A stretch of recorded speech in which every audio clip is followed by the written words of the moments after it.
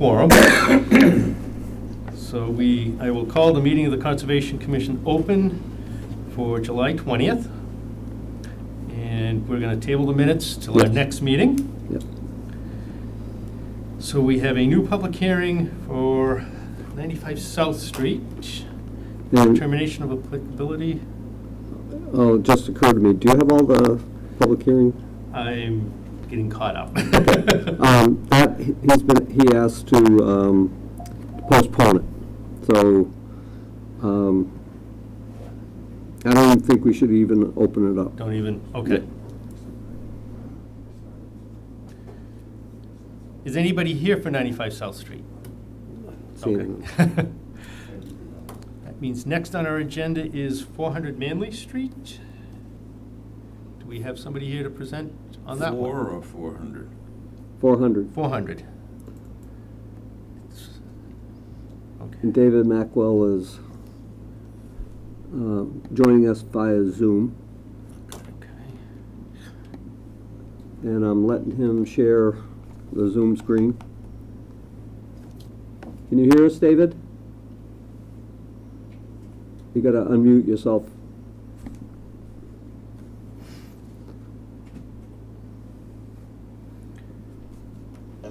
All right, I found it. Am I unmuted now, John? Yes, you are. All right, not too loud or anything? I can turn you down.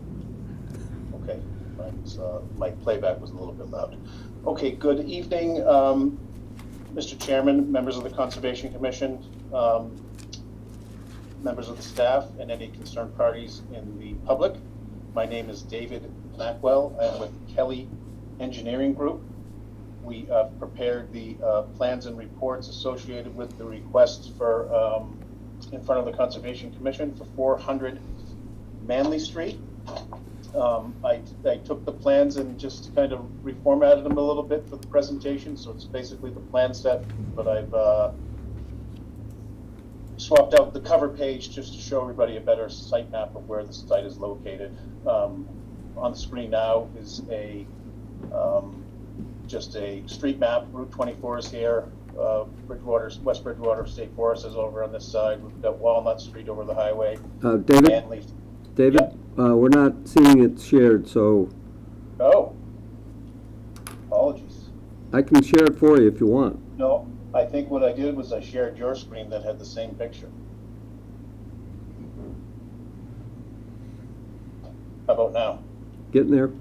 Yep. I think I shared your screen, John. My Zoom screen. Can you see my cursor moving around now? Yes, we can.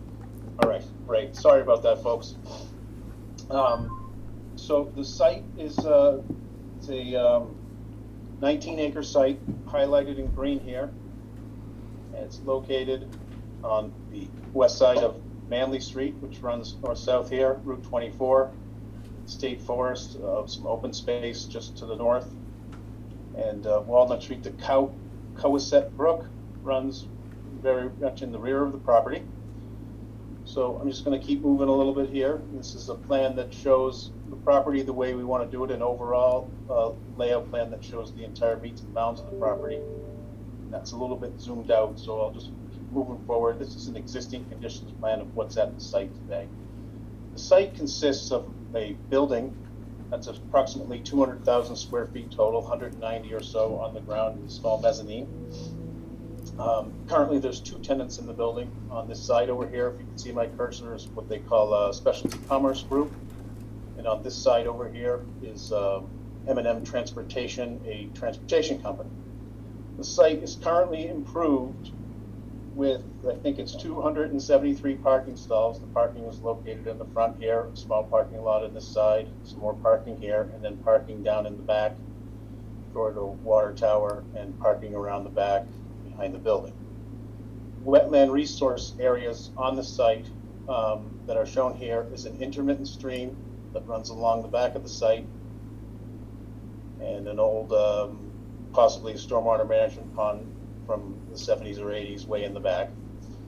The resource areas that were identified are either the top of bank associated with an intermittent stream or the BVW associated with with the intermittent stream, whatever was closest to the developed site.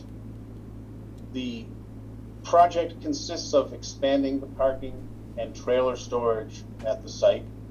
Just prior to the pandemic, there were some safety concerns about tractor trailer traffic associated with the trucking business interfering with the Specialty Commerce Group, which is a manufacturing, assembly, and retail company on this side of the building. And the tenant reached out to us to see if we could help them come up with a design that helped satisfy some of their concerns.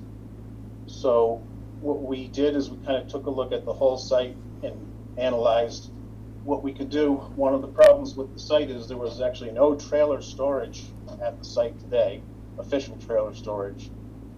The trailers that were being stored kind of were forced to use car parking spaces or maybe park over the curb onto the lawns and things. So we took an approach to try to maximize parking. The Specialty Commerce Group is a heavy parking user, and the M&M Transportation Group, they want trailer storage. So we kind of approached this in multiple facets. I'll just walk you through the site improvements that we've shown. There's a new parking lot up in the front yard that connects to the parking lot with a new curb cut. Opposite, at the other side of the site is the existing one, all for car parking. We showed some improvements in this area, really just to quarantine the parking in this area to limit the number of places where cars can get out into the drive aisle that might have tractor trailers coming by.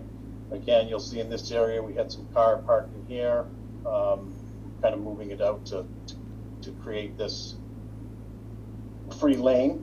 And then in the back is really where most of the work is, and where the work related to buffer zone work is to push out the existing parking toward the brook to create angled trailer storage parking.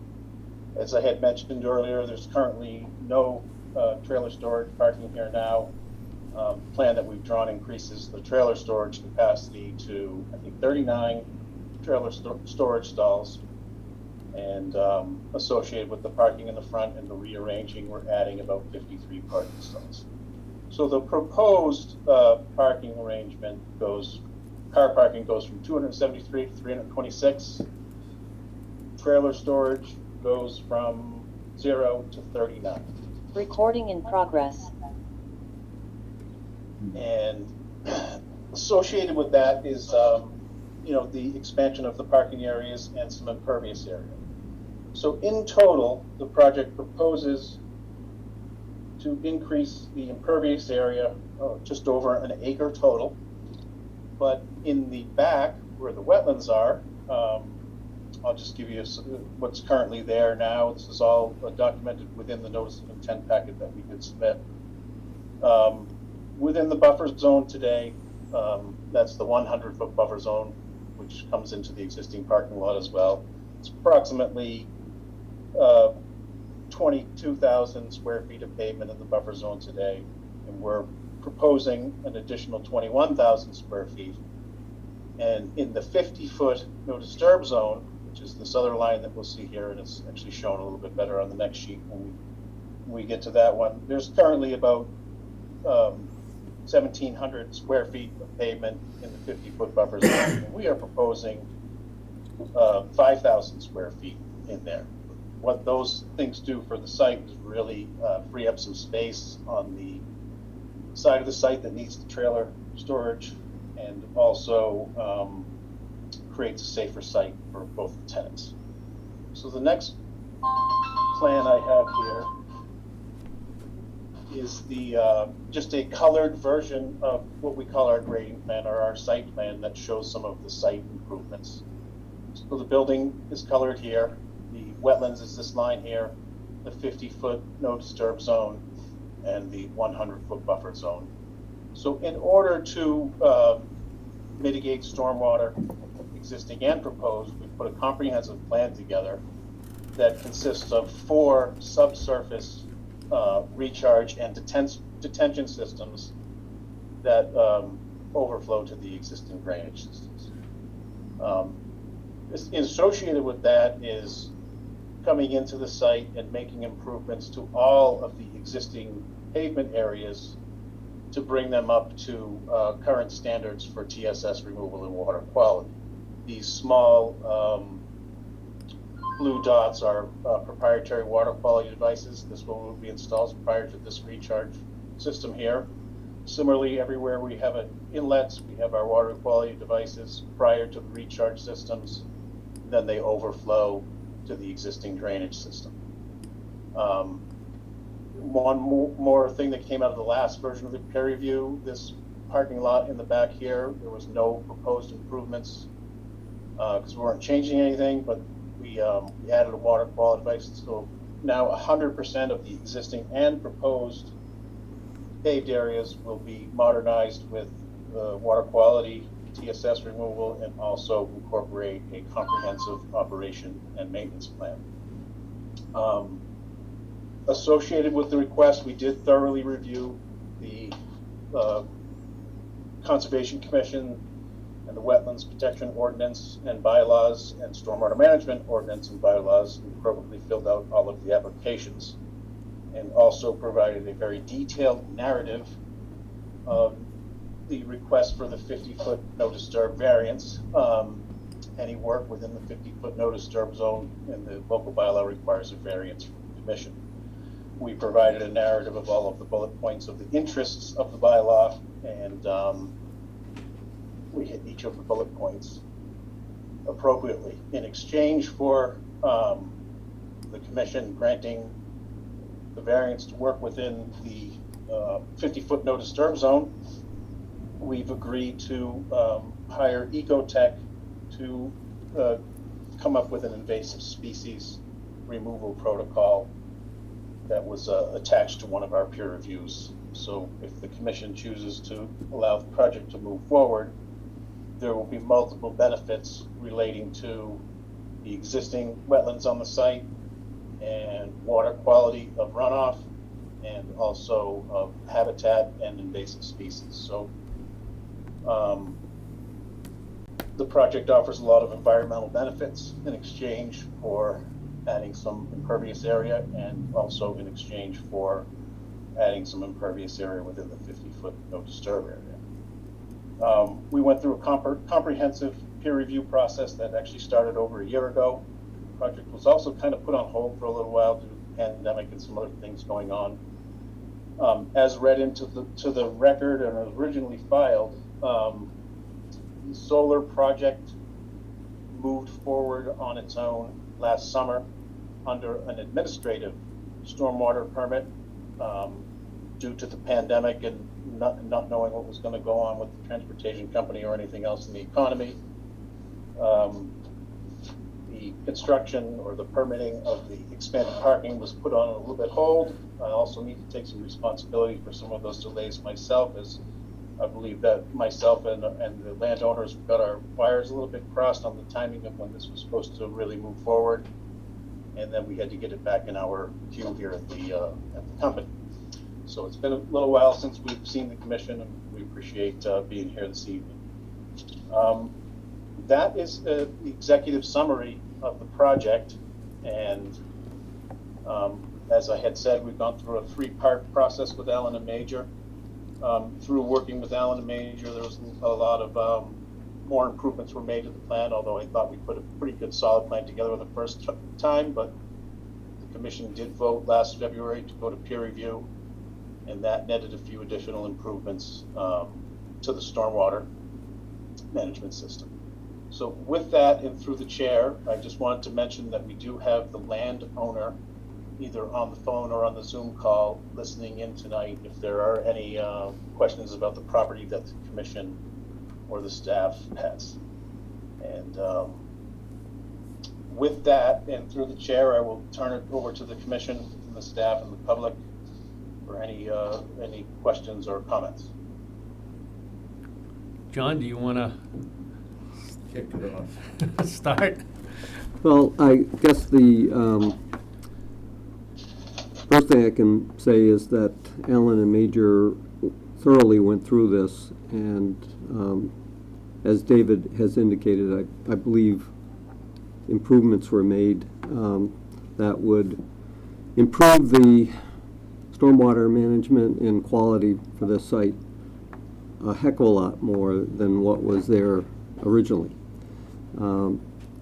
Also, I had mentioned earlier on to them that if you were going to encroach into the 50-foot buffer, the commission normally requires mitigation sufficient enough to warrant it. And being out there, I have seen a lot of invasive species, and so I suggested that, and as well as I think David was there the day I was inspecting it, and we agreed that a lot of invasive species are out there. So I think the idea of hiring a specialist to go in and do a plan and incorporate that in the order of conditions, I think is a mitigation that would, in my opinion, justify the grant of the waiver. And this will be a long-term management plan. It's just not a one-time only thing. So it'll be a perpetual plan so that the inroads that are made by managing those invasive species won't go to waste 10 years from now, for example. Only thing I really had for a question was, I haven't had time to really look at the plans, but is there a temporary or snow storage space on the plans? No. I know we normally There are other require plans, that. but I think we incorporated it into the stormwater operation and maintenance plan, which is a separate document within the stormwater management report. Could you elaborate, Dave? Because I didn't catch that one when I was quickly reviewing it. Yeah, so we had showed snow storage in the, let me see if I can find it before I speak out of school, but I think we showed some snow storage area up in the end of the loading docks and just on the perimeter of the property. And another good way to incorporate that and part of the narrative is we are proposing along the edge of the development a guardrail along the whole thing, and we could attach some signage for no snow dumping and no snow storage beyond the limits of the development. But let me see, I have the screen up, so I want to just see if I have a copy of my O&M plan. I don't know if I bring up another screen it will show it to you guys or not. No, I don't think it will. Let me see if I can find it.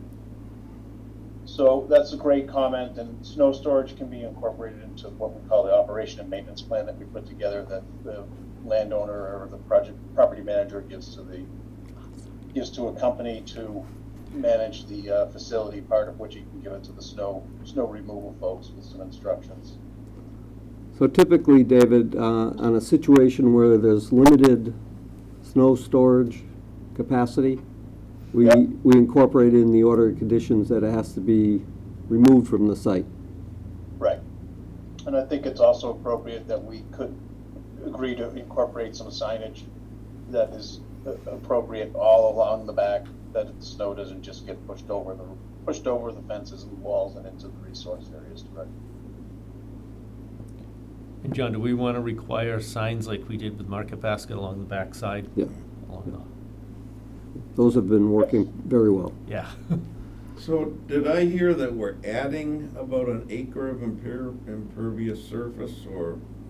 In the buffer, if I heard right now, David, correct me if I'm wrong, 5,000 square feet Yes. in the Yeah, buffer. the I'm on a majority of 50-foot of buffer. Of the added impervious is actually. Is the rest paved now all the way around? So this area up here is currently a grass right. slope Yeah. that gently slopes down from Manley Oh, I Street. remember this now, yeah. That's going to be paved. So that's the majority of the amount of additional paving. There was a little bit of a grass area over here that's going to be eliminated. And then, of course, the area where they've widened it out up here will be some additional impervious added.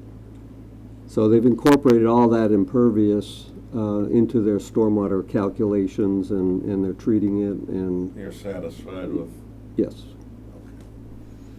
all right. And all the invasives, I guess, are towards the wetland Yeah, line. in this area. Yep, all in between the wetland and the proposed work. All right. Is that a wall, retaining wall that's going in the back? Yes. Okay. Well, go ahead.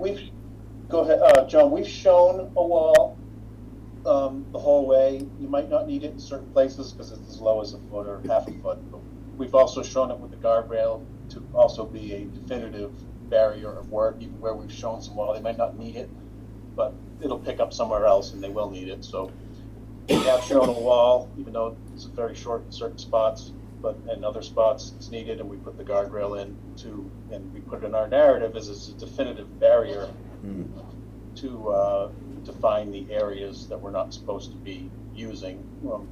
For instance, if you went there today, the limit of pavements right here, there's trailers parked all over the grass. Well, at least with the wall, you don't On some run days, the on risk some of the days when creek. they don't sink, when they've been having a problem with that.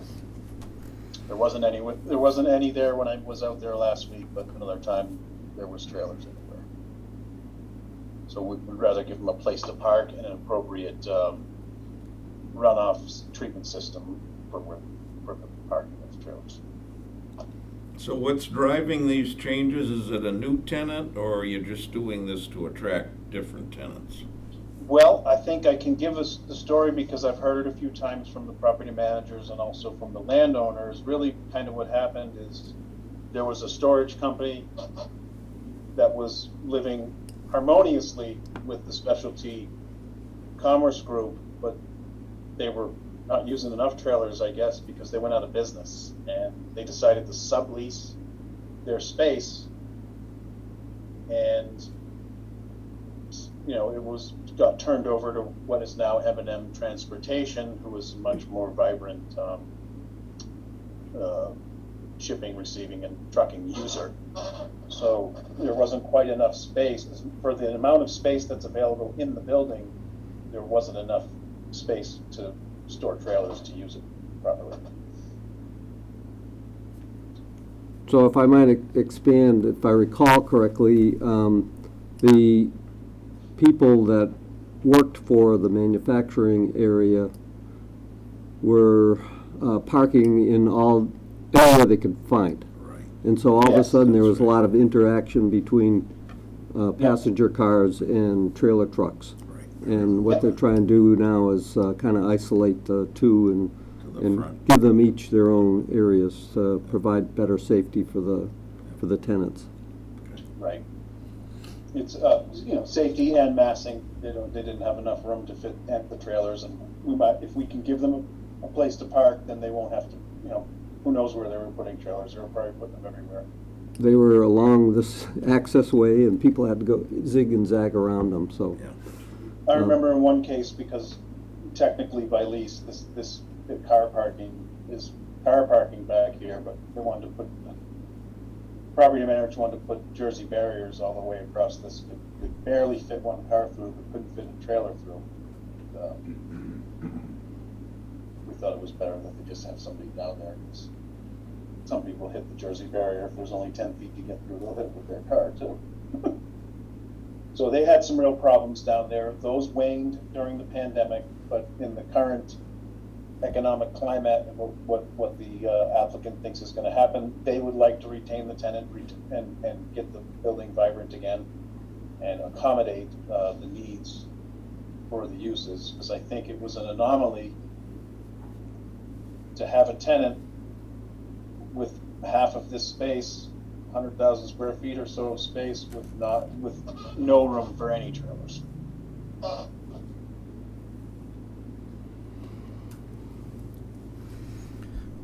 Okay, anybody in the audience, questions, comments? Okay. Steve have anything, or Mo? anything? Steve? All set. Nothing at all. All right, hearing nothing, I'll entertain a motion to close the hearing. Motion to close. Second. Moved and seconded, all those in favor? Aye. Aye. So moved. I'll entertain a motion to issue an order of conditions with the stipulations that we've added for snow removal, along with our general orders. I'll make that motion. Second. Moved and seconded, all those in favor? Aye. Aye. So moved. And we need a 50-foot waiver. And I will entertain a motion to grant the waiver for work within the 50-foot. I'll make that motion for the waiver. Second. Moved and seconded, all those in favor? Aye. Aye. So moved. John, do we need a separate vote on a stormwater management permit since we're combined with the notice of intent here? Yes. Yep, I just wanted and to make sure a that- motion to grant the general stormwater management permit. Make that motion. Second. Moved and seconded, all those in favor? Aye. So moved. Thanks for reminding me, David. Okay, well, I read the notice of intent about 10 minutes ago. And I looked at all the applications. That's why I knew we had a very detailed narrative that you can use in your findings as well for the waiver. Okay, well, I don't want to take any more of the commission's time unless we have to. I want to thank the commission for sticking through the pandemic, adopting to Zoom meetings. Looks like you have a hybrid meeting, which is probably the hardest type. Thank you for hearing the case and being patient with us.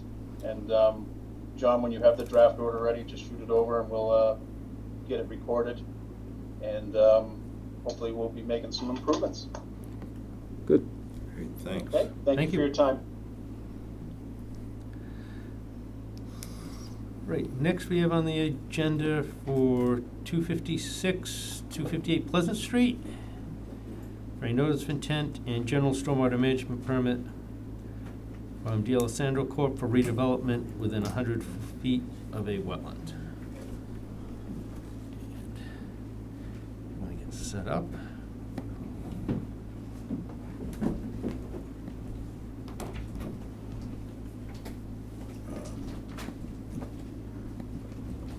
And we have light.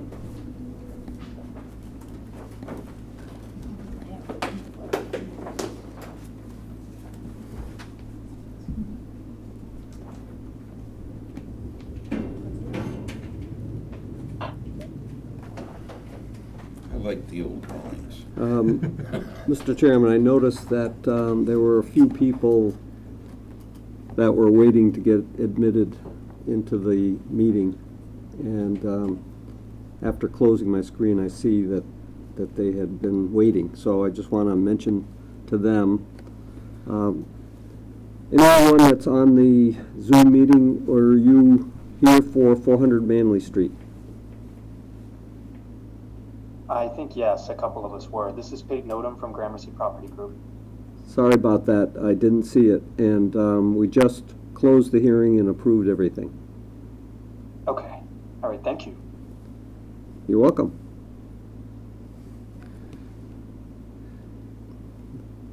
Okay, 256, 258, we're open, and you have green cards? I do have some, believe it or not. Been a long time since we've seen them, I saw. The mailman is working. We actually have the receipts as well. You wanna Okay. give them to Yeah, you John? can just give them Okay. to John. Thank you. This is all that Thanks. came back. You need these? Or they're in the notice of intent. These are fine. Okay. Okay, Mr. Chairman, Brian Dunn with MBL Land Development and Permitting with offices at 770 Broadway in Rainham, Massachusetts. On behalf of the applicant, John D'Alessandro Corporation, for the project site, as you referenced, 256 and 258 Pleasant Street. With me this evening is Tracy Duart, one of our civil engineers, and we're here to talk about a site that's really very familiar to the town. As you may know, there's been an order of conditions on this site previously for a contractor's yard that went through Conservation Commission, received natural heritage approval. It also received a special permit, site plan approval from the Zoning Board of Appeals. So you know, we have also filed with Natural Heritage again, and we've also filed with the Building Inspector's Office for the new site plan approval, special permit to put the contractor's building and yard on this site. As you know, there's a large constructed stormwater basin in the west part of the site that is totally within the 100-foot buffer zone. And the proposed buildings that you see are up front. One of which is 39,000 square feet in total area. The other building is approximately 28,000 square feet. We have parking in the front. There's a stormwater management system going in between the two buildings to treat and control the stormwater for the impervious area of the area between the buildings. Thank you, John. And around the buildings as well. There are water quality structures associated with that. There will be tight tanks for the floor drains inside the buildings. And as I said before, the septic system is placed up front, which will be large enough for both uses. We've also submitted those septic system design plans to the Board of Health. They're currently under review with Mr. Arthur Cabral's office here in West Bridgewater. We anticipate very little to no comments from him. And really, we're here tonight to seek, and I wanted to talk to you about this as well. I know we have our request for certificate of compliance at the end of the hearing, but I wanted to know if we could hear it at the same time, since they really go hand in hand. So we're talking about the site plans now, and as you can see, the proposed work that we have on this site plan is really outside of the 100-foot buffer zone.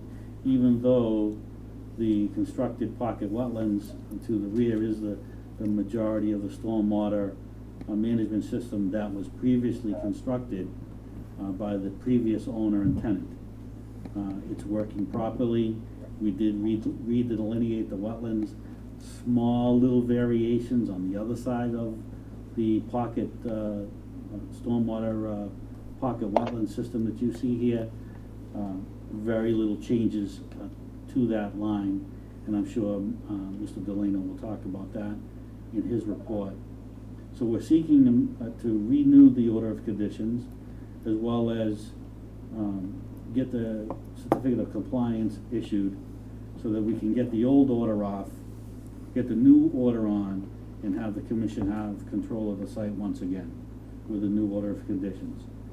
I think that we've done a pretty good job enhancing the water quality at the site with the two new buildings.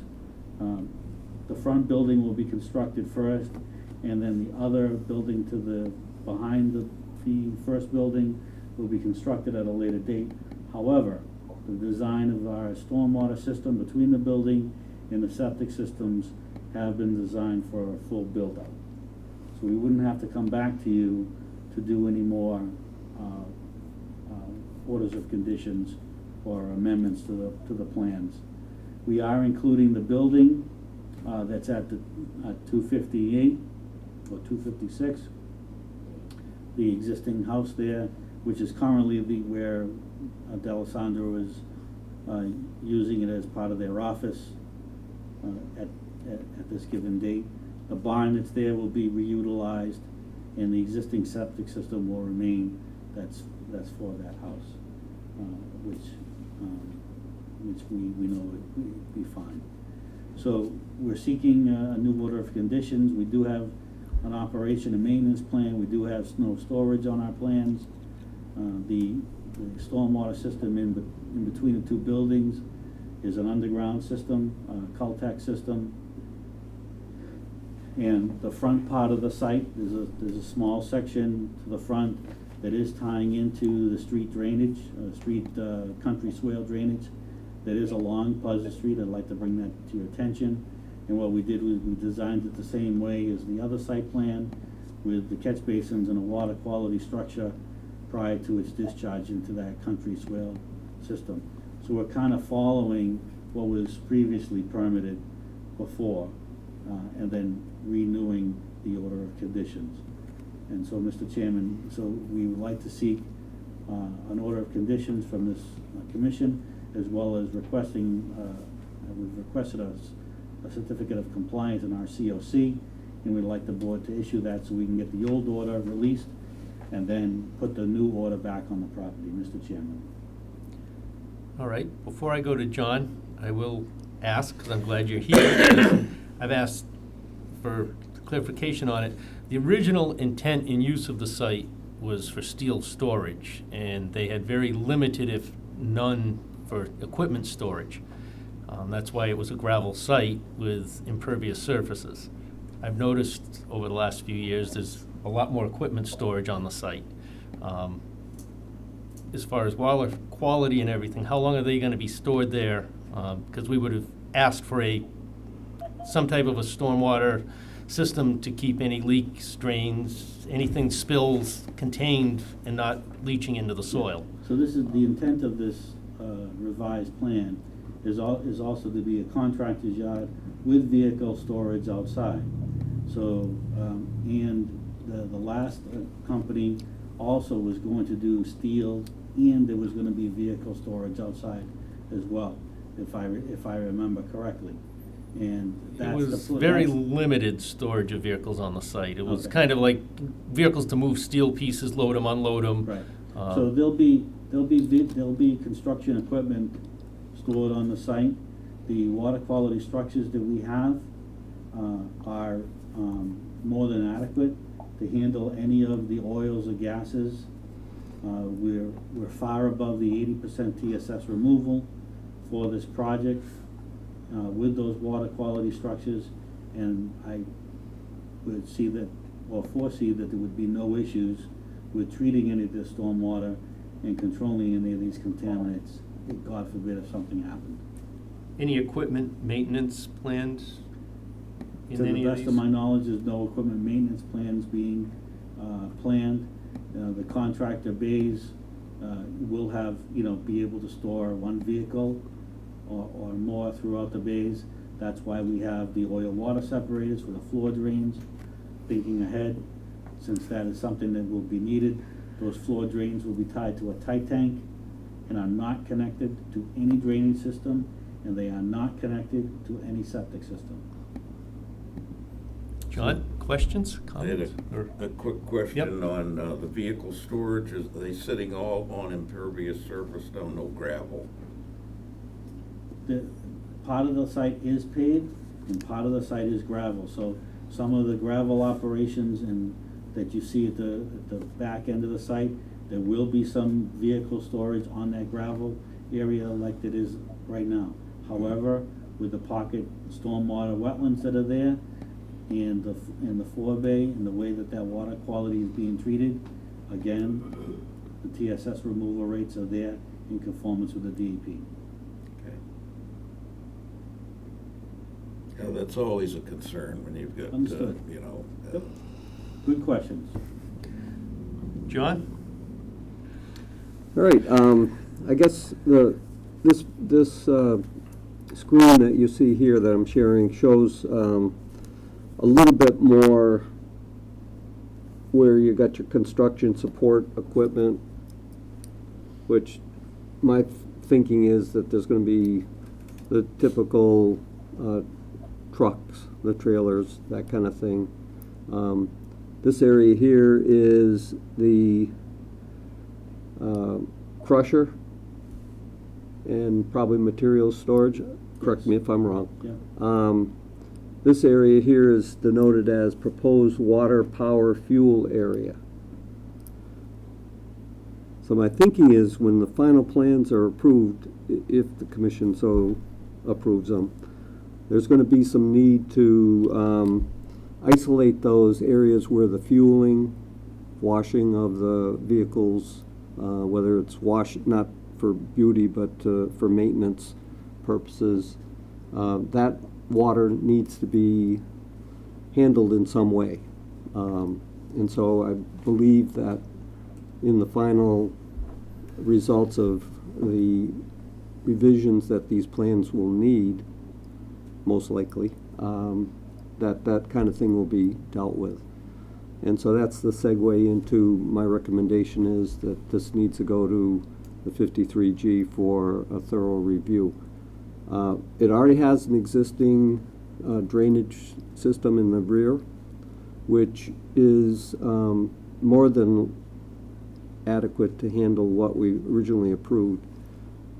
this site has been used differently though, and until recently, they're now starting to get caught up in the process. This current activity here was not permitted, and by stopping one day and talking to the person in charge of this operation, it started the ball rolling to get this site into compliance. And it's not as if they intentionally did this. They got half of the process correct. They did get approval from the zoning board to use the site, which had been approved by the ZBA for the other operation. But that's where it ended. The process didn't continue on to us, where we would have said, we either figure it as to be the same or different, and then maybe have required a new notice of intent. But they're submitted a new notice, so they're catching up with that process. So I think this is a tremendous improvement, but I do have some other questions. It strikes me that this building is probably not going to be entirely a D'Alessandro operation. Maybe rented out to other parties. I mean, I don't see how their current operation calls for a future building with partitioned walls. And the reason I mention that is we may have some concerns about the type of usage in there, we being the town, not just the Conservation Commission. Is There that may the be, back building, John? yes, Yeah. there may The one that's be, not being built right now. Yeah, that building is to be built in the future. It could be used the same type of use as the front. As you can see, there's division walls with dashed lines in there, so one contractor could come and take all, the whole front area, another contractor take the back area, or individual ones take each unit as they want, or 2 units at a time. so there may be some input from, because I believe this has to go for a special permit. Yes. Yeah, so I think, those types of things will come out in it, and if they impose some conditions, maybe the 2 commission and the special permit granting authority would meld their, or at least be compatible conditions of approval.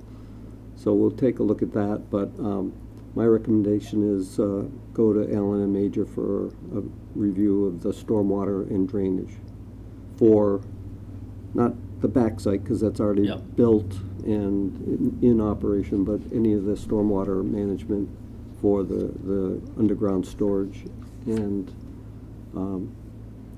the proposed site that we see, not the existing that's out back.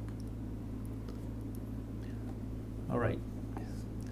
I'm thinking for the ease of everything, it would be best to issue the certificate of compliance for the first project, Yes, which please. at this point has been completed to satisfaction. Well, I mean- all the work that was part of the original order of conditions within the 100-foot buffer zone and the stormwater management system that was proposed on that other plan that Mr. Delano had up has been constructed, has been working fine, and is treating the stormwater from the existing gravel area that's there now.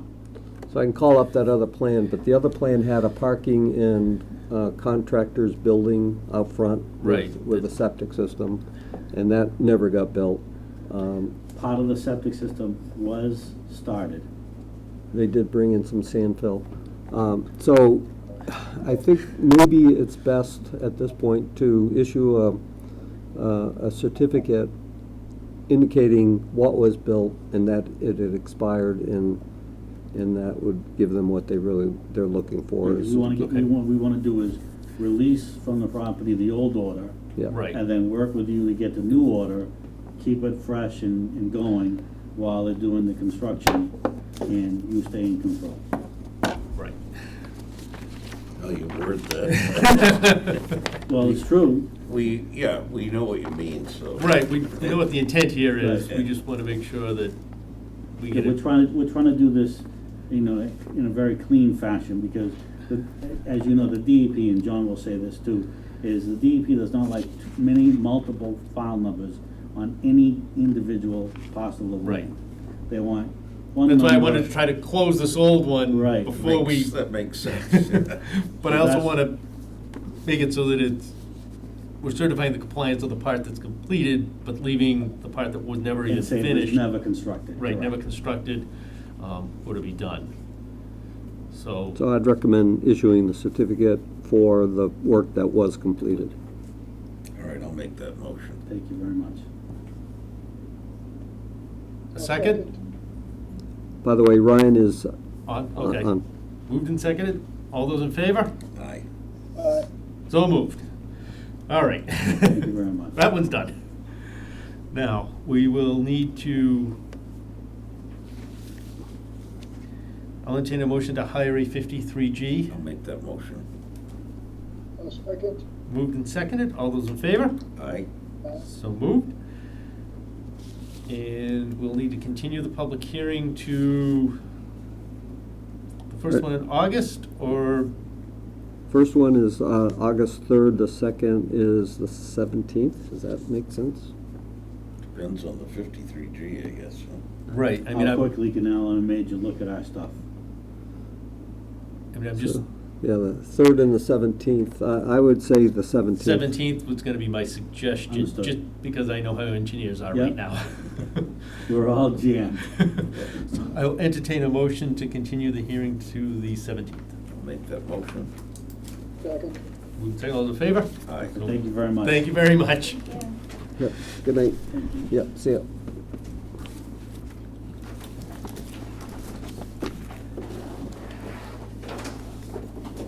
All right. I'll get a slow pace. Next, we have 255 Spring Street. Set up. This is for a notice of intent for construction of an upgrade to a septic system at an existing family home within 100 feet of a wetland. There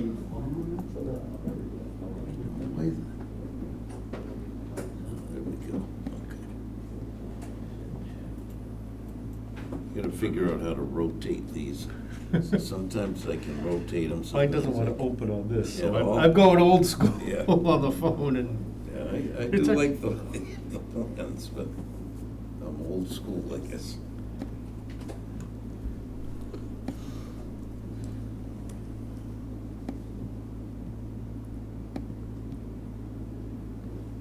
All right. John's getting that open. You're ready to go. For the record, Josh White from Jacobs Driscoll Engineering. So we have a NOI that we're submitting for this single-family home, 255 Spring Street. It's for a septic repair. You can see the existing BBW down here, partially off-site. Then you see the green, which is the 50-foot no-touch, and the 100-foot in orange. The previous system was installed in, I believe, 2014, and it failed. So we've got this septic repair. We've got the tank is going to remain. It's in good condition, so that's going to remain. It is a partially raised system, so there is, I believe, it's being raised about 2 feet above the existing grade. With that, we've also got a pump chamber, 1,000-gallon pump chamber as well, with the 17 by 35 foot leaching field.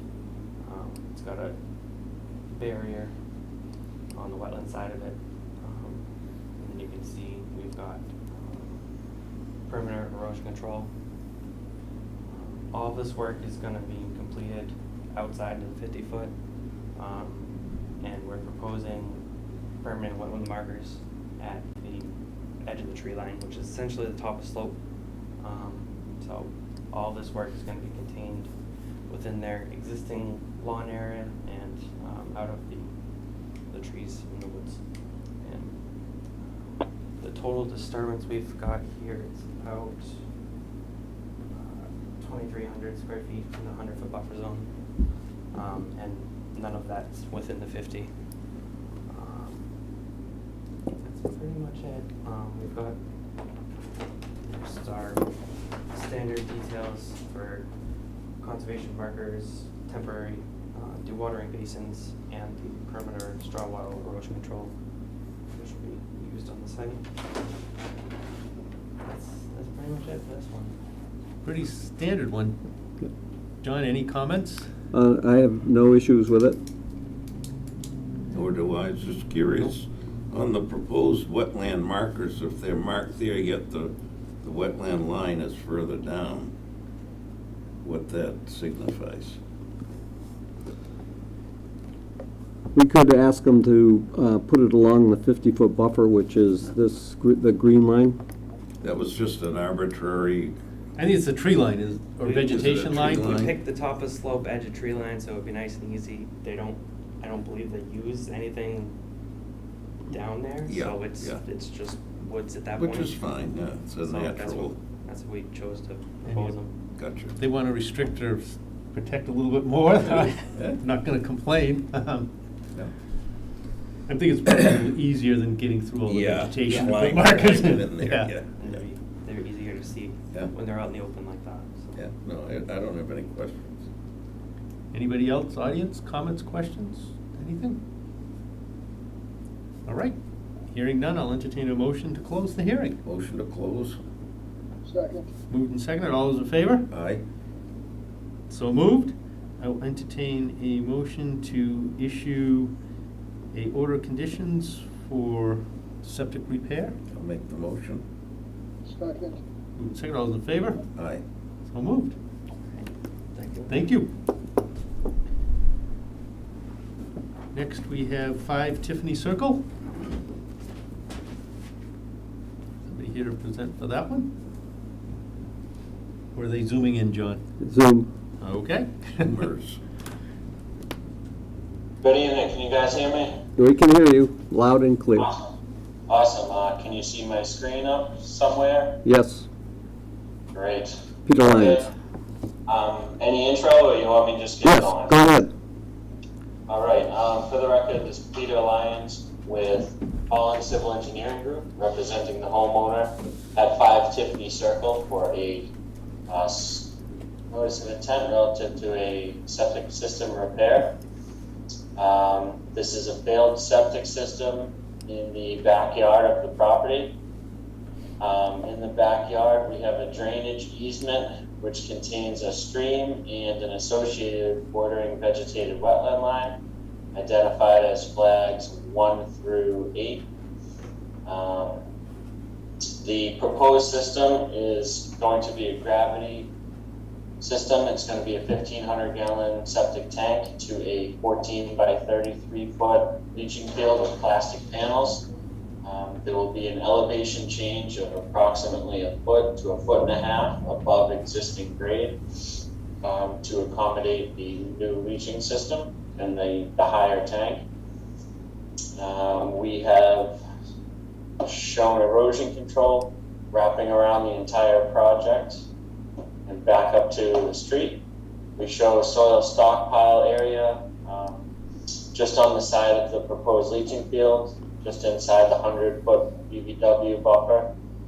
The dewatering location is situated just south of that. Additionally, to delineate the resource area, we're proposing a series of 4 conservation posts established along the existing tree line for the project. The limit of work will be as close as 40 feet to the bordering vegetated wetland line, and the proposed leaching will be as close as 55 feet to the wetlands. Overall, it's a pretty straightforward septic project. It's all happening in existing lawn area. There'll be, as mentioned, minimal change in grade at the end of the project. So, what I got, I'll take any questions now.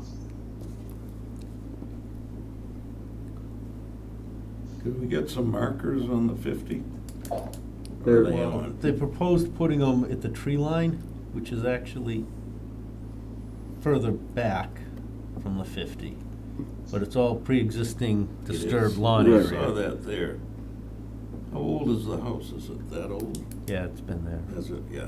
Okay, that's fine. Previously disturbed. I mean, Yes. it's just one of those things we want I to see be it. aware of, Yeah, that I before see a it. shed or something gets put into that lawn area, that is a protected area. Right. It's being mowed now. Right. But we've seen others where all of a sudden the shed goes in, or a pool Right. goes in, or, Yeah, yeah. and if the markers are there, they, Right. I mean, hopefully, the owners are aware that it is still protected, even though it's a mowed area. John, do you have any questions? I mean, it's No issues? pretty Well said. standard. Anybody in the audience, questions, comments? All right, hearing none, I'll entertain a motion to close the hearing. Motion to close? Second. Moved and seconded, all those in favor? Aye. So moved. And I will entertain a motion to issue a order of conditions for septic repair for 5 Tiffany Circle. I'll make that motion. Second. Moved and seconded, all those in favor? Aye. So moved. Thank you. Thank you. And that concludes our new hearings, so now we have our continued hearings. First on the agenda for continued is 81 Ash Street. And this is for construction of the addition and new deck.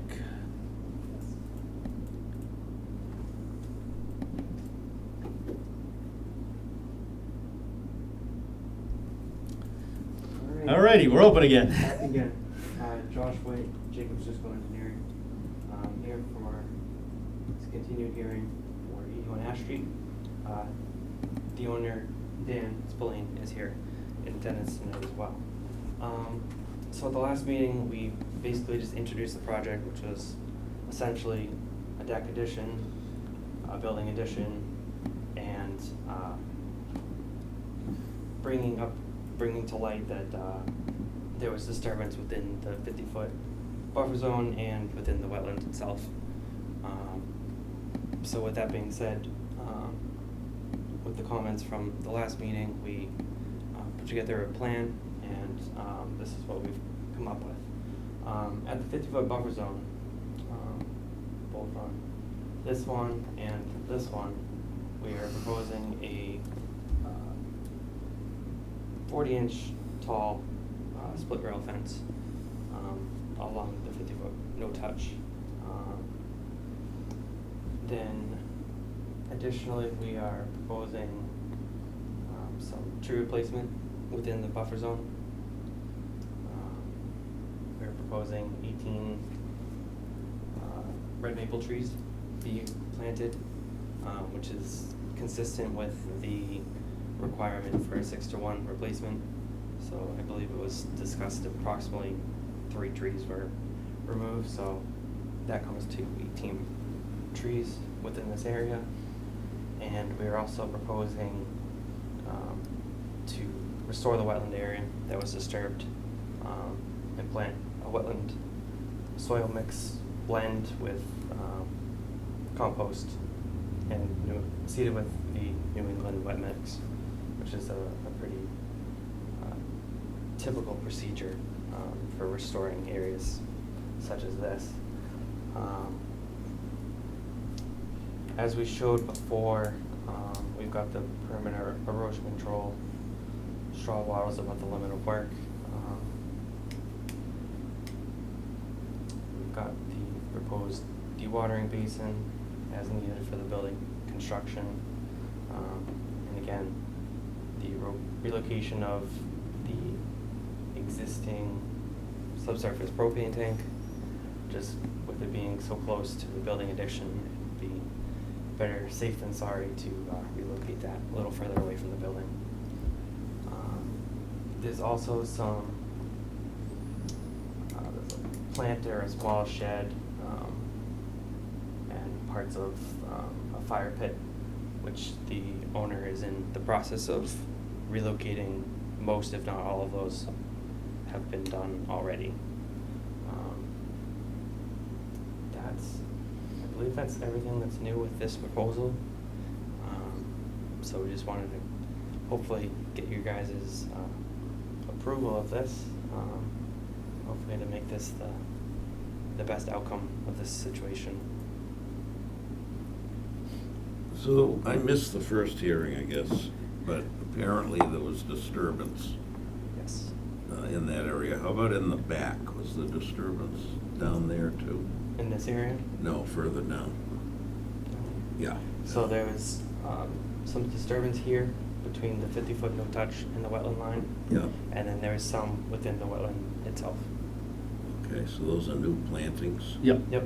These are new maple trees, Okay. and this is a wetland soil mix. And what's going to, do we have markers along there, or, oh, the fence? Yep. We're going with the fence. All right, yeah. Post and rail, split rail Okay. fence. All right. John, comments?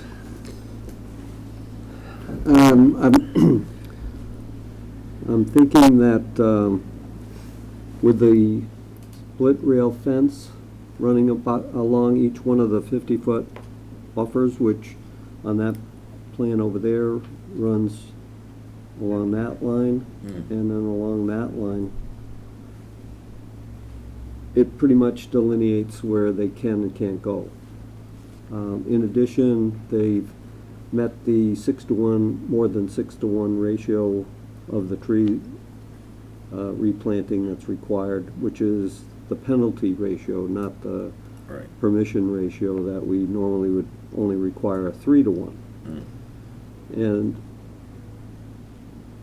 they did pay a $100 fine already, which was a suggestion that I made during one of our discussions. But if the commission feels that's not adequate, you could ask for more. But I just want to mention that they already paid that as part of their submission to the commission. So seeing all of the things that they are now doing and proposing to do, because they, as Josh said, as Josh informed us, they are moving things out there at this point. So in anticipation of getting things back to normal. So with all that, I'd recommend that the hearing be closed and a order of condition issued. Yeah. Looks good to me. Anybody have questions, comments? All right, hearing none, I'll entertain a motion to close the hearing. Motion to close? Second. Moved and seconded, all those in favor? Aye. So moved. And I will entertain a motion to issue a order of conditions for 81 Ash Street. I'll make that motion. Second. Moved and seconded, all those in favor? Aye. So moved. All right. Thank you. Thank you. Have a good night. Thank you for taking care of that.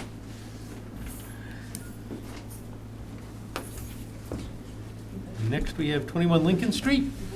All righty. Which one are we opening here? 9A, B, C, D, Yeah. Which one is the best of? Don't worry about it. probably You A. got it right there? Probably A, I got yeah. it right We're here. gonna have old school and new school. Oh, yeah. All right. Old And hybrid school. And in the end, it's, Yeah. okay, so Rebecca from Silver Engineering. Last we were here, we were going to do a 53G. We didn't get the estimate, we didn't get any comments back, kinda. I was hoping we would have something by now, but everyone's busy. Which, Comments from? we were gonna have a 53G We had a 53G. review. We decided last meeting to Yes. do the 53G. And so, it never happened yet. Everyone's busy, really busy. With no commitments of? John, what have we heard? So, we're just waiting for the estimate from Allen and Major.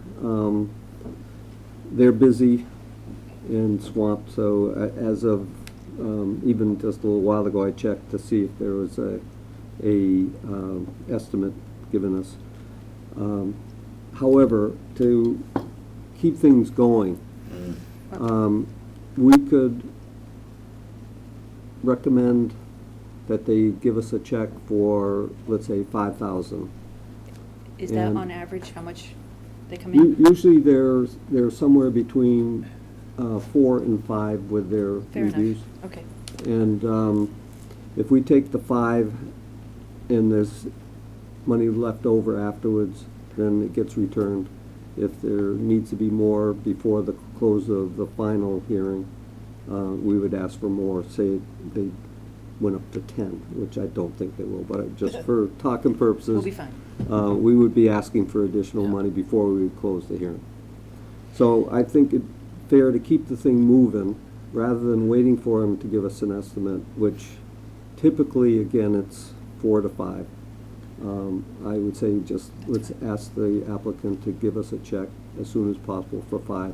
I'll just send Alan and Major a authorization to go ahead and review, and we'll go from there. So I can update the commission where we've been too, also, Yep. as well. Yeah. So in the meantime, we have had a planning board hearing. Okay, so we've had initial comments from the planning board. Yep. And they have requested some changes. So this is the old one, and I'd like to point out this area here, okay? Mhm. Because one of the big changes was to add an entrance as, sorry, it's not in color.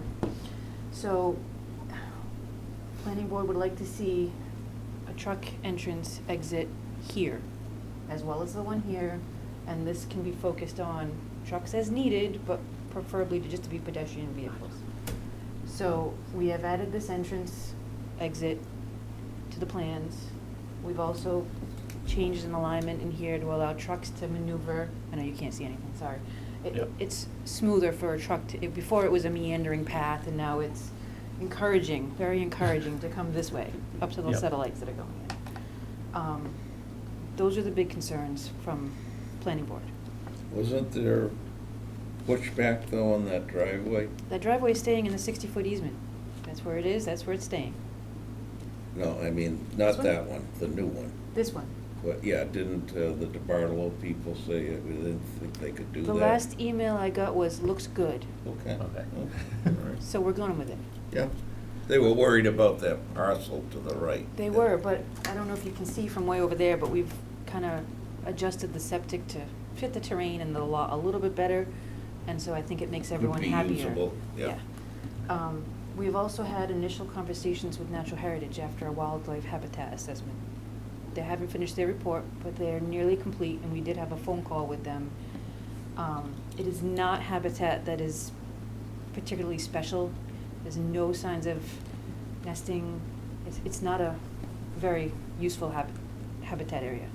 So the initial discussion was it'll be a no-take. There'll be some construction timing sequences. Maybe the fence will stay, maybe the fence will be in a different area. But they didn't see any issues with the Blandings turtle that would cause a take, more like just some conditions to be put on the property. So that was a good thing. Otherwise, all the other stuff has remained at its 50-foot. I've even found a couple more spots where it was just over the line, and I tweaked it out of there. That's what Larry likes to cross that line. We fixed all of that. So we will be submitting to the commission the new plan that I'm buttoning up now for Alan Major to review. And you have planning board tomorrow. And planning board tomorrow, which this will be presented to planning board tomorrow. What was the rationale for that, just to avoid more traffic coming To up? avoid traffic coming down Lincoln, more trucks coming down Lincoln. So if To the try to trucks. keep the truck traffic as try close keep to the 106 trucks in as the site possible. and up to 106. So it'll be a preferred in at Coming in, Shell, yeah. and it'll be a preferred out at the new Lincoln Street relocation. Can they come out to the other driveway now? I guess they could, yeah, They could, if you're working in that area, yeah. but will they want to? Not unless there's a detour that says they should go that way for some Yeah, reason. right.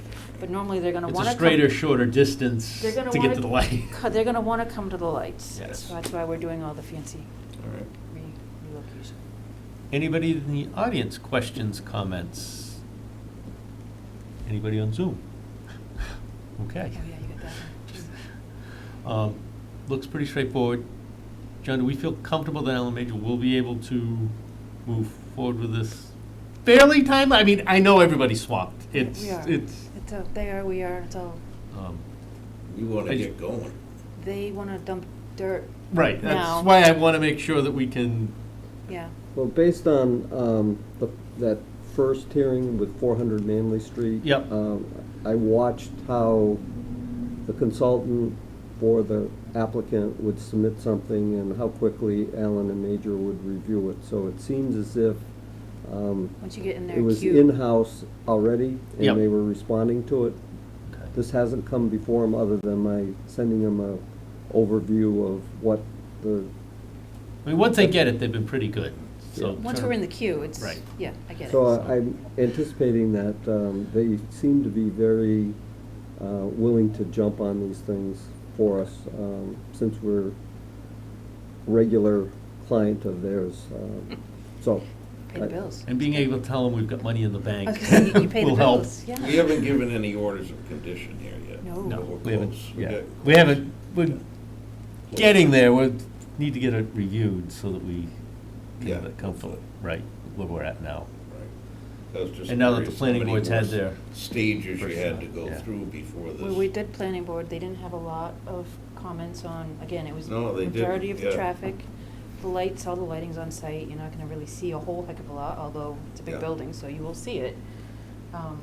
Drainage, we're meeting pre and post, we're meeting TSS. If I've forgotten to put an invert, I hope that's all they find. We've also had Art Cabral's comments on some of the Board of Health issues, which makes this, we kind of tweaked this a little bit to Yeah. fit a little bit better. And even his Yeah. comments were pretty straightforward. I forgot to label something and I forgot to, yeah. No, it's pretty smooth considering the Yeah. size of the project. Okay, then. If I could just ask a Yep. question. The street improvements up on Lincoln Street and West Center Street requires some drainage, and they had been proposing, they being not this engineering company, but the ones that are doing West Center Street and Lincoln Street intersection, was proposing underground storage of stormwater in the shoulder of the road. And I remember discussing it with the commission, saying how it was not the appropriate way to go, and conveyed that to the reviewer who is working for the Board of Selectmen on that phase, which has, again, nothing to do with this project, other than it's associated but not part of this filing.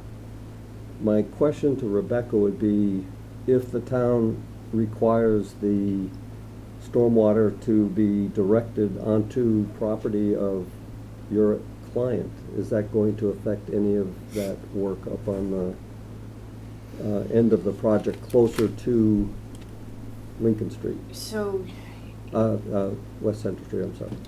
so you're referring to the West Center Street improvements or the Yes. Lincoln Street or both? Both. Well, the intersection of Both. the relocation of Lincoln and the. And you're you're suggesting that the roadway drainage was come onto the site?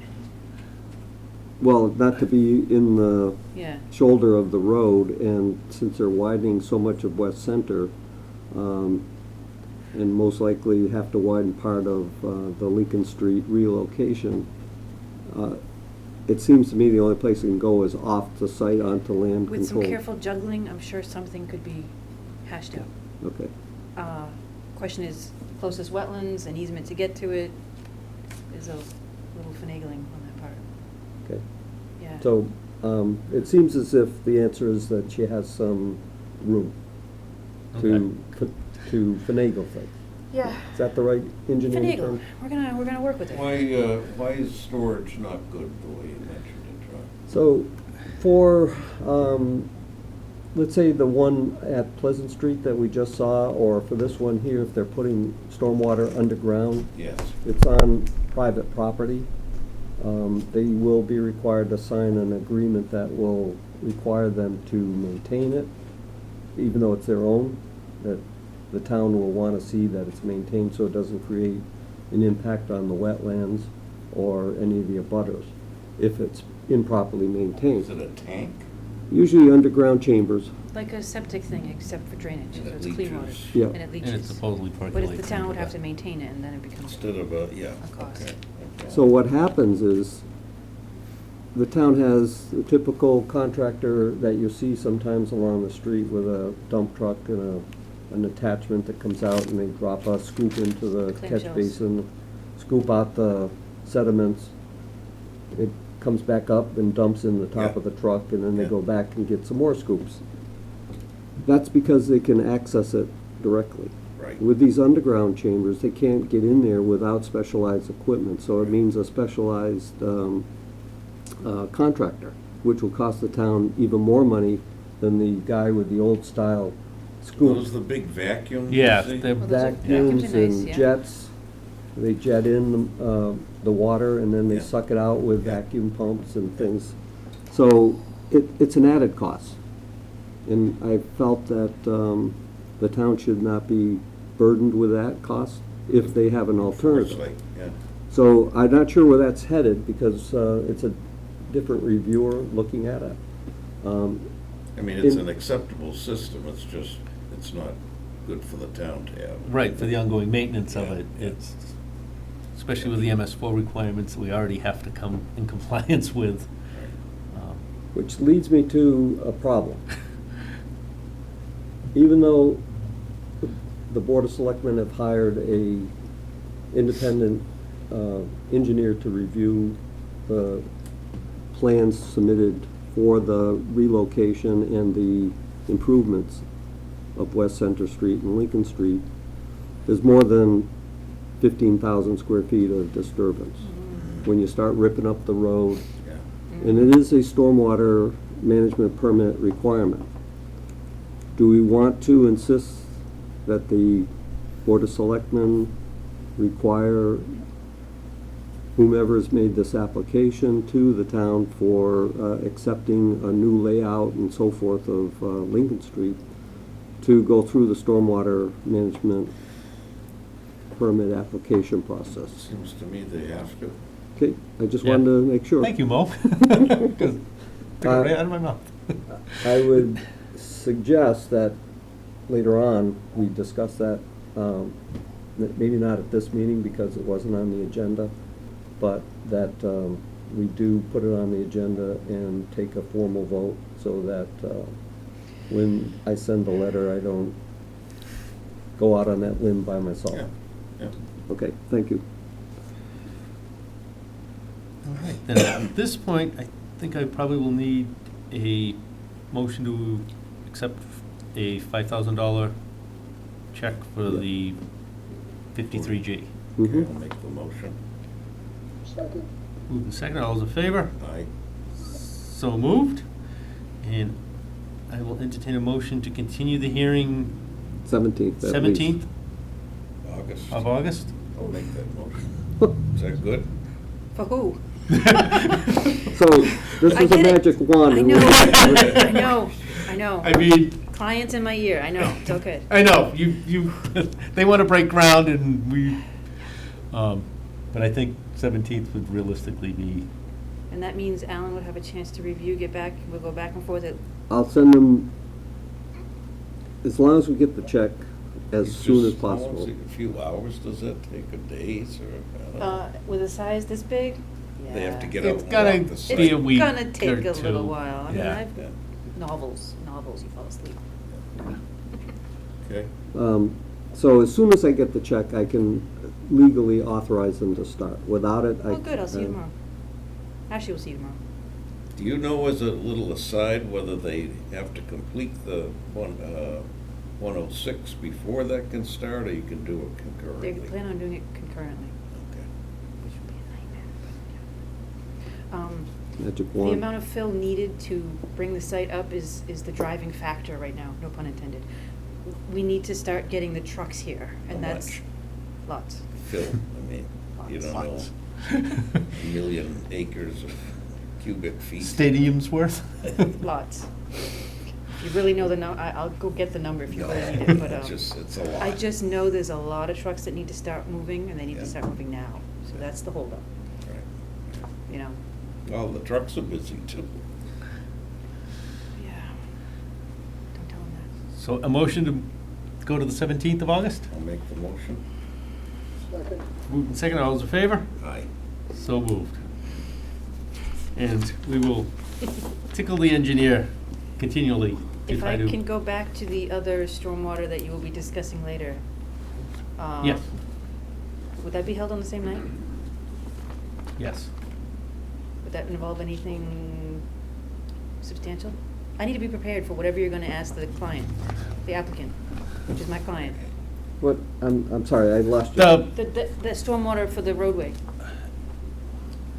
If that's my client. they entertain So, not putting it underground and moving it along the road surface or through drainage from the road, would that be something we deal with on the same night, same time? So or that is she, even moving the road itself considered a stormwater management permit? Because you're disturbing more land. Well, than- it Right. is, so I'm not sure who's supposed to handle that. Your client probably has got two different engineering organizations working on this, one for the roadway and one for the site. Oh, so you would have the other engineering company file that? Yeah. Okay. and ideally, that could happen for the 17th as well. I mean, Well, there's think the enough deadline window for file- time. Is there? Yeah, maybe. So our Deadline- next meeting's the 3rd, and if we're gonna require this filing, then that's when we need to vote for it. Right. I So you mean, would- technically, it's required anyway because of the bylaw. Right. Timing It So says they that should it- be planning to do it no Yeah, matter I was gonna what. say, timing is everything, so we should be planning to do it anyway, that way their notifications and everything is in, on. Do you have any influence on making that happen? I'll make a call. So skip the idea of requiring a vote at the next meeting, because then it's just 2 weeks more that we have to Right. wait. You Um, told me it needs to be done. Right, I mean, don't need a it's vote. a filing that has to happen. Need to get it I mean, going. they could file a request for us to grant a waiver because it's a town project, but we're still gonna require them to do a filing. So I it's mean, not really a town project. Right, it's, yeah. 'cause They're the we're ones not that gonna be- are they're- going Yeah, to it's not approve anymore, the. yeah. re- So, yeah, they're gonna need to file it no matter what because We don't of need a vote. the disturbance. I'll get it going. Yeah. Okay. Have a great night. Yeah, we haven't seen the people that are gonna do the highway at all. have No, we? no. So that's good.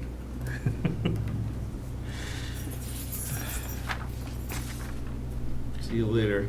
Have a good night. All right, next we have no more public hearing part of it, so we have administrative items. So, And how do you wanna, who do you wanna? so we have 11, I'm sorry, not 11, portion of land off of Oak Hill Way in Brockton Okay. for a permit extension. And Eric Dias is here. Yes, good evening. For the record, Eric Dias, registered professional engineer with Strong Point Engineering Solutions. I'll give a very brief overview. Forgive me, I actually planned on logging in through Zoom and I wasn't able to tonight, so I ran down here because I didn't want to miss the meeting, so I don't have Okay. a plan with me. That's okay, we have a copy of it here. Perfect, So, perfect. And I'm sure it was just technical difficulties on my part because I see that you're up and running, so that should be no big deal. This is a project at the end of Oak Hill Way. Oak Hill Way is actually in Brockton. This project spans the Brockton-West Bridgewater line. Most of the project, most of what's being physically constructed is on the Brockton side of this project.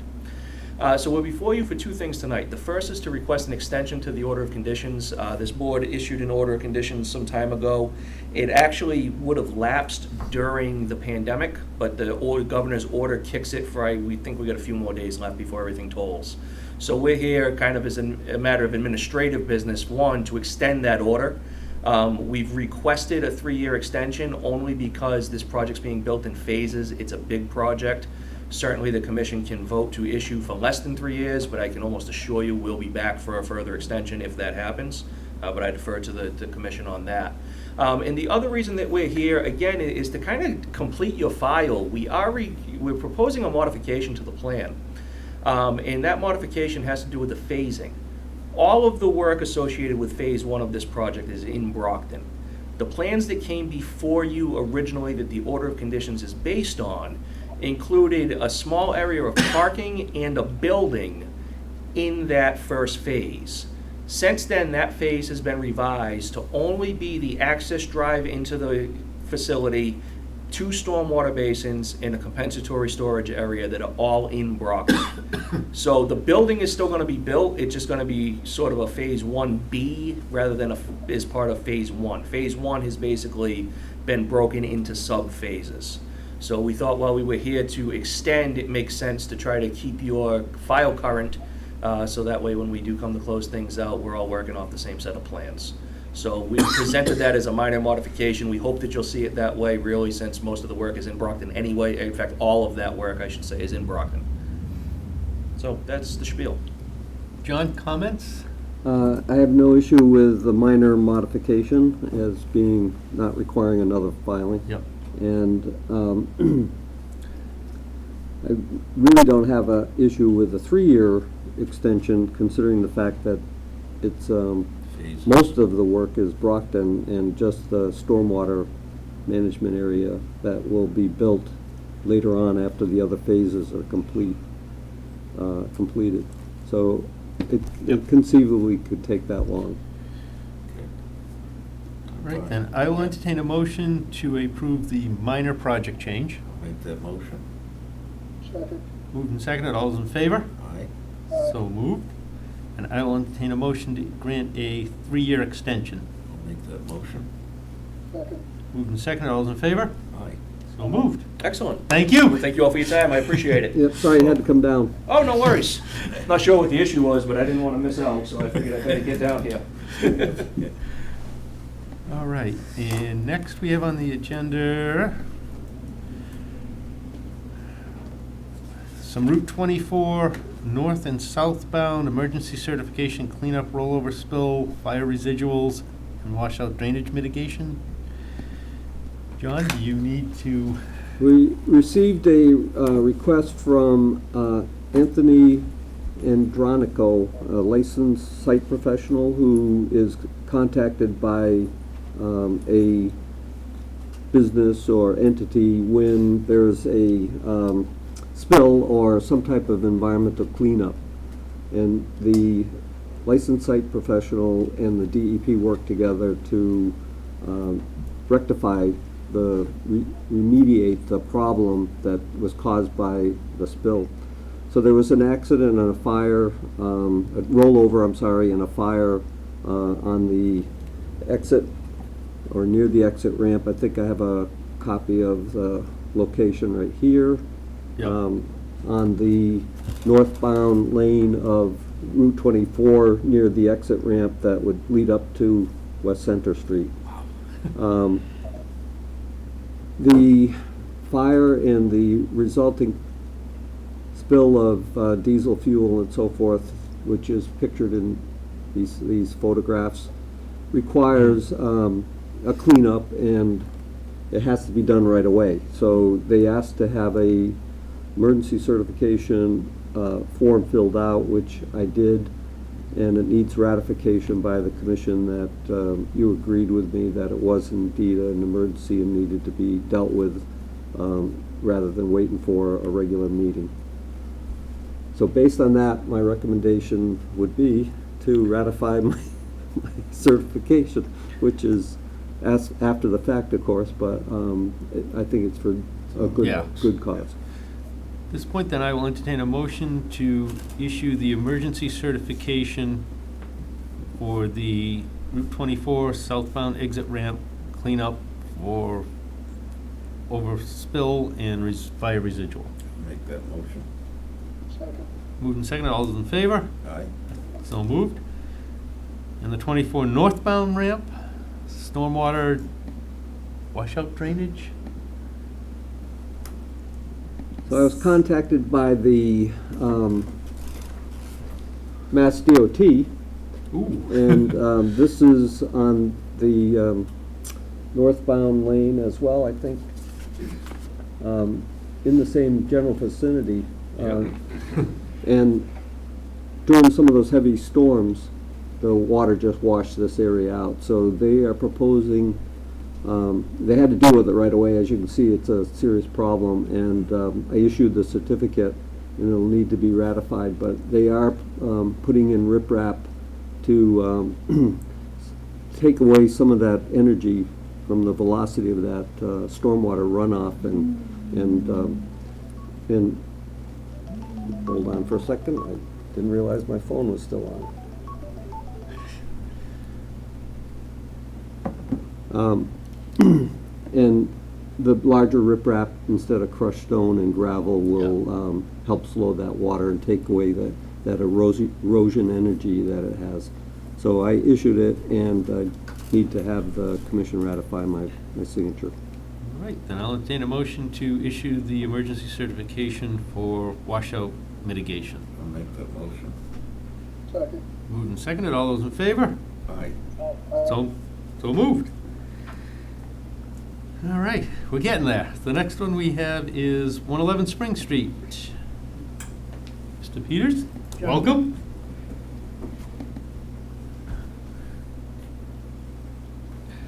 I'd like to work in the 54 BVW. Yep. As part of 111 Spring Street. There are three trees that concerns me a lot. The first one is about 25 feet from the wetlands. It's got a crack up the tree, probably 60 feet. The crack goes in the bark and the wood. I feel it's on the verge of falling down. Which one again is that, Jack? The one that's about 25 feet from the wetland. Right here? So the furthest one from the road? From the house, yes. Okay.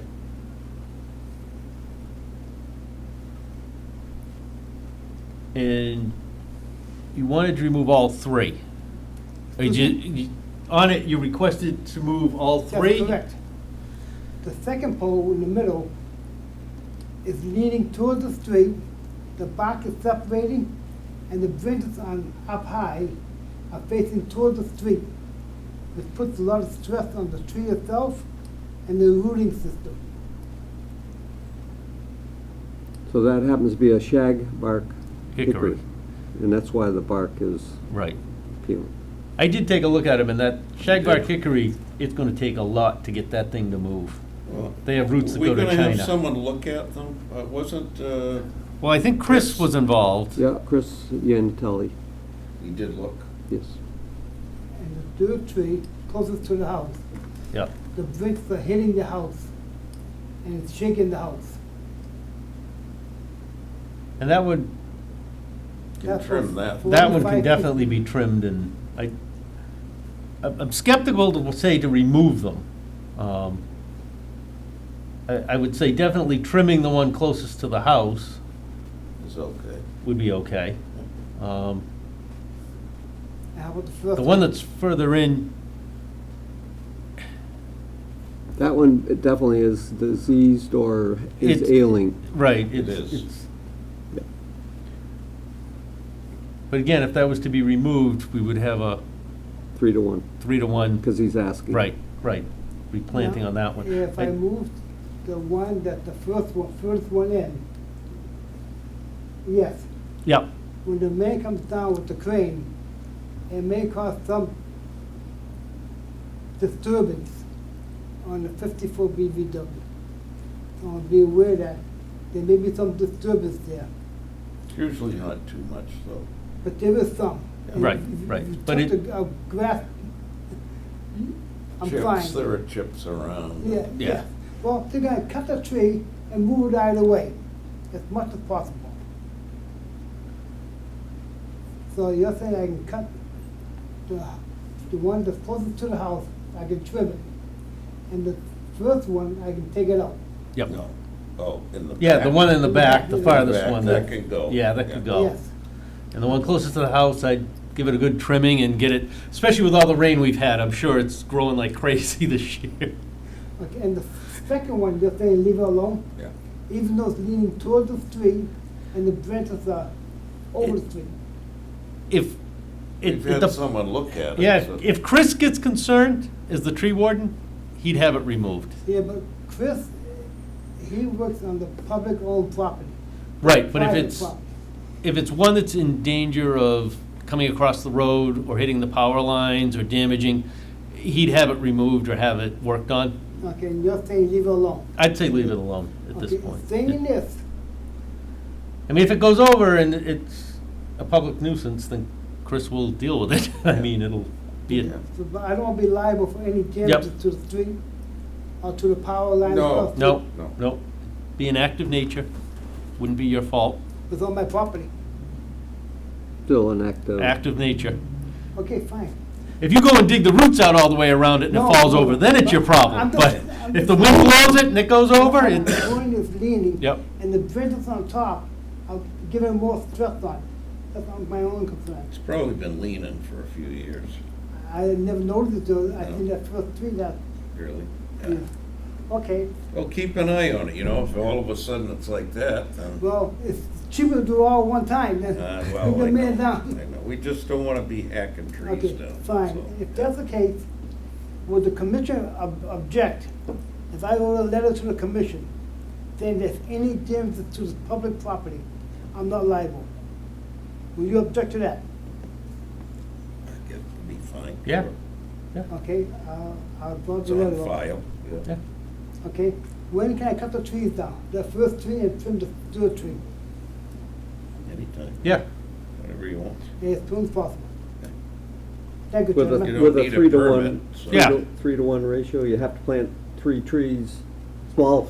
Small 4-foot little trees. For the- What? The one that you take down, that's in the back, Yes, you just have to plant 3 4-foot trees. why is that? To replace- It's rotted. Right, but it's still a live tree, that it could fall right where it is and seedlings could come up and there could be, because you're disturbing the 50-foot by taking it out.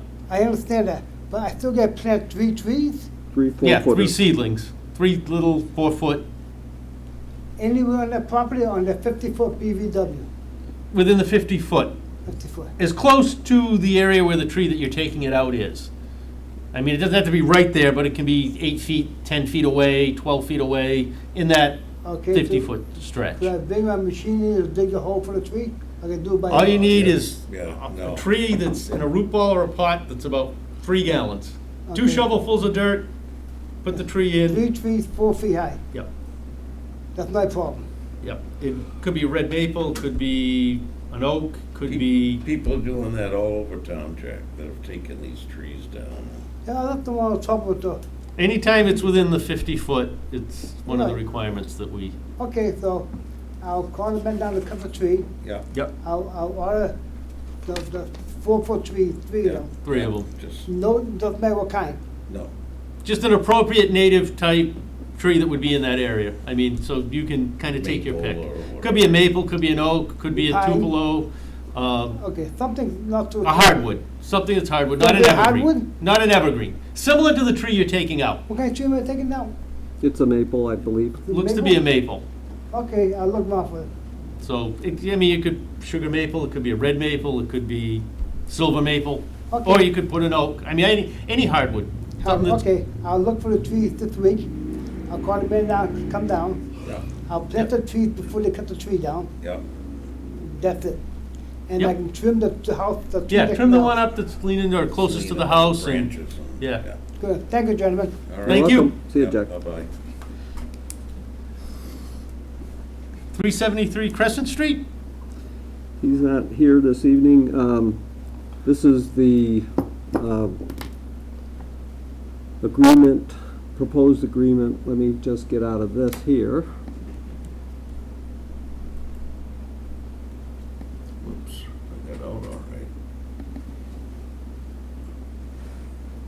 So this is a proposed agreement for, in lieu of taking a historically filled area and disturbing it more to clean it up, the applicant or the landowner has suggested that he put in a fee or a fund money to us to be able to further protect or acquire land to protect wetlands elsewhere that would be more of a valuable wetland function rather than this historically placed material. I did send it to him and included requirements that the owner be permitted to not permitted, but required to run a 6-foot high chain link fence along the property line where this encroachment had occurred, so that no further encroachment would occur on that area. And be shown on the as-built that's going to be required as part of the order of conditions for the redevelopment that he did on the property. So I guess basically it boils down to he would provide the town $10,000 for protecting other wetlands that have a better value than this particular one, and rather than also disturbing an area that's already been established over the years with the fill in it. And that he put up a chain link fence with signs erected on it on every other post along the property line, and that he has an as-built that will show that the chain link fence was installed along the property line by certification by the engineer. Once that's done, the town would issue a certificate of compliance based on the fact, even though the order had required him to restore it, this agreement would take care of that, nullify that particular special condition. And so that's what that 4C indicates, that the commission would acknowledge that that's satisfying that requirement. So if the commission is agreeable to this, it sounds from my conversation with the owner that he's agreeable to it. I could have him sign it, get it notarized, then if the commission would vote to allow Tim to sign it on behalf of the commission, then once Tim signed it, I could notarize it, and then we could get it recorded. Sure. I think it's a great idea. Do you need a motion for me to sign at this point? Yeah. Okay, and I that motion. have a motion to authorize me to sign the document. Do I have a second? I'll second it. Second? All those in favor? Aye. So moved. And we have a gentleman in the audience, and you're Yes. here for? A patient gentleman. Yes, very patient. I just figured we'd get rid of you, whatever business you need. What can we do for you? I've got it right here. All right, so this was the plan that was approved by the commission for the self-storage units down on Pleasant Street. And I guess, and correct me if I'm wrong, please. Yeah. We have two entrances, or let's say two access ways between the two properties. They still have entrance off of Pleasant Street, but they also had two entrances or access ways across a stormwater system with the culverts underneath proposed, and that was approved. And what I will do is bring up the current proposal that they're asking for a minor modification.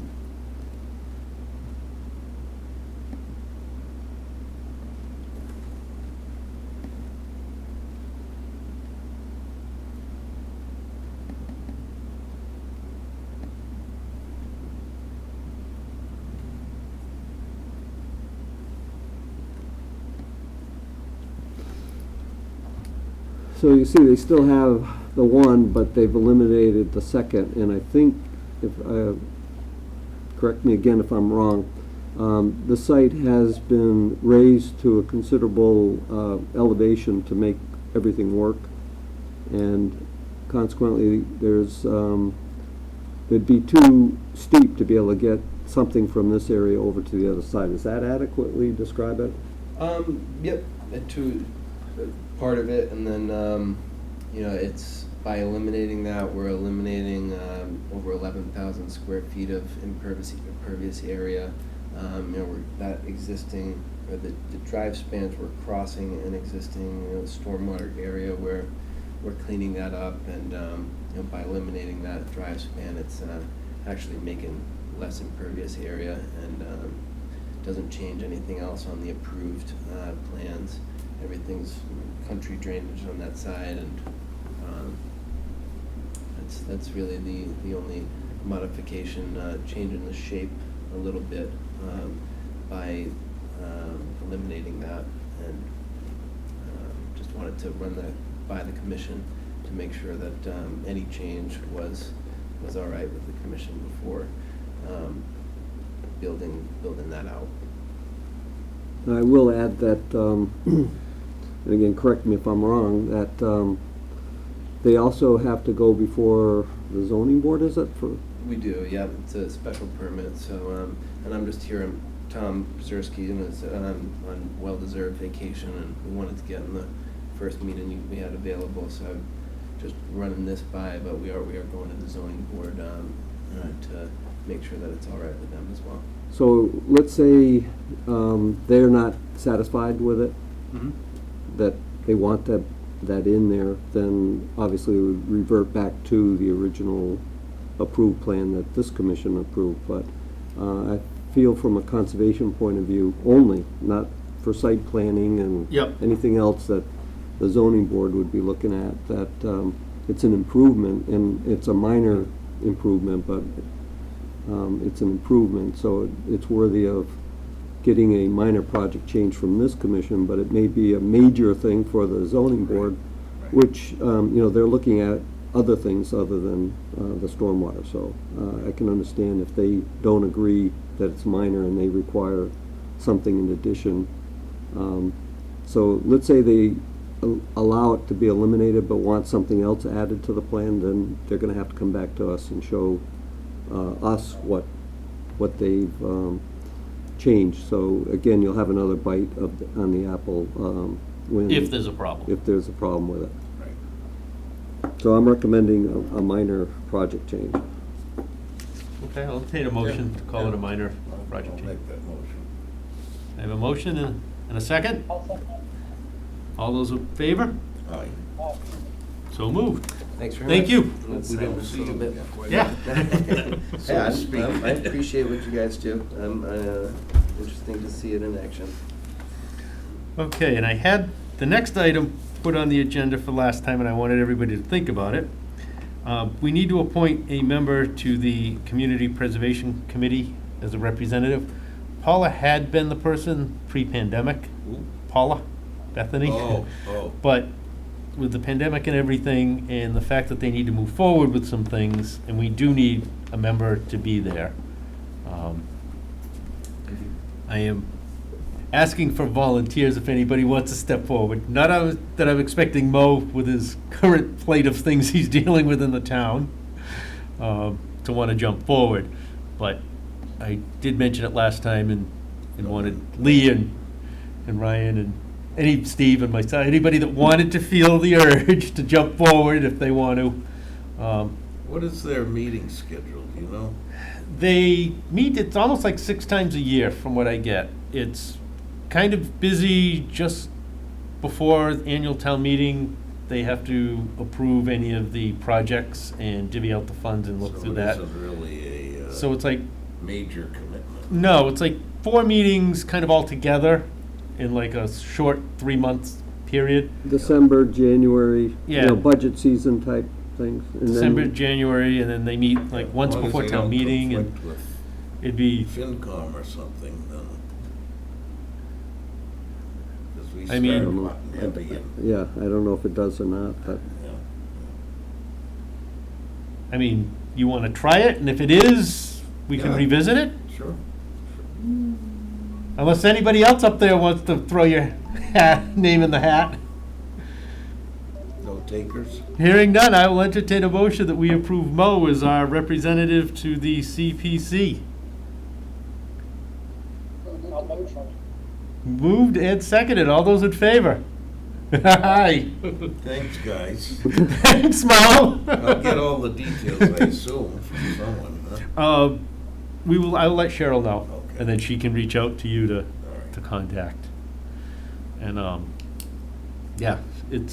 I will tell you that I've done a little bit of research, and part of the pie, because they're rewriting the open space plan Yeah. currently. CPC's funding is supposed to be for, it's 3 major areas, but under the open space and recreation, there's subsets, which Yeah. is conservation land, agricultural use land, recreational land. Right now, it seems like the recreational open space side of it is getting heavily accessed. Yes. But a percentage of the pie has to be set aside for agricultural and for conservation. I think the last time we may have bitten any of it for that was for the CNC Reading property. That's a nice deal. So there, since You then, gotta the be money able- keeps getting you in gotta- and it's yeah, there. There's money's building up Right. on that thing. So if there's a project or a need, we can take a bite at the apple. We just have to have a project or a need. That's right, So, that's right. All right. which I didn't realize that there was money That's set good to aside know. for all of those Well, that. buckets. Pretty substantial amounts of money in Yep. And what happens is quite often, without a representative from the commission, somebody else Gets it. gets the money instead. So it's good to have a representative to at least, I guess they approach them, anyone, a farmer or someone would. Right, I mean, approach it can be any group can, and it's a small percentage, it's like 10% goes into each one of the 3 or 4 buckets, however it figures Where's out. the rest go?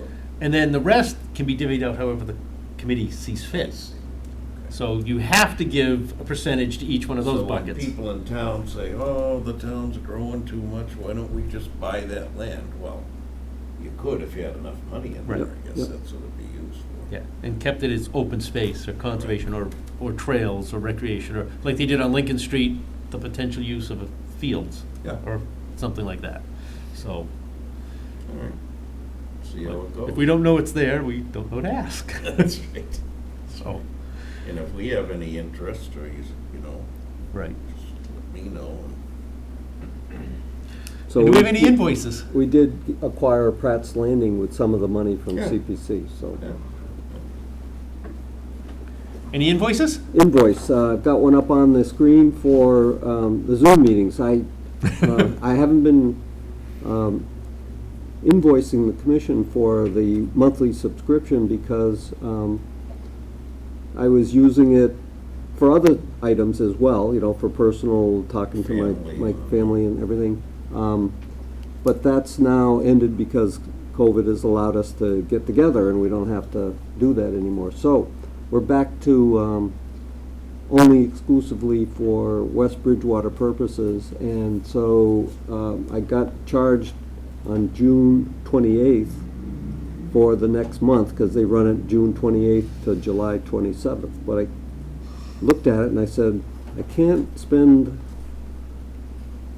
fiscal year 22 money for a couple of days fiscal year 21. So I've modified the invoice. Hopefully it'll be all right with Sue at the accounts payable. But I figured out what it is per day, and for the 27 days in July, it works out to be $13.47. So I'm recommending approval of that invoice. Perfect. I'll entertain a motion to approve. Motion to approve. Second. Moved and seconded, all those in favor? Aye. So moved. And then we have a surety request, return request for 194 South Main Street. The surety was to make sure, that they were going to get a certificate of compliance for that property at 194 South Main Street. And we issued the certificate at the last meeting, and so now I'm recommending returning the money they deposited to us for the surety of $2,500. I'll entertain a motion to return the surety. Yep. A motion to return the surety. Second. Second.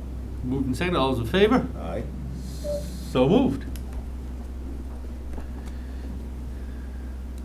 And with that, just FYI, next meeting on August 3rd, the Old Colony Planning Council, who is helping write the update for the open space and recreation plan for the town of West Bridgewater, wants to make a presentation to the commission and to the public that tunes in on what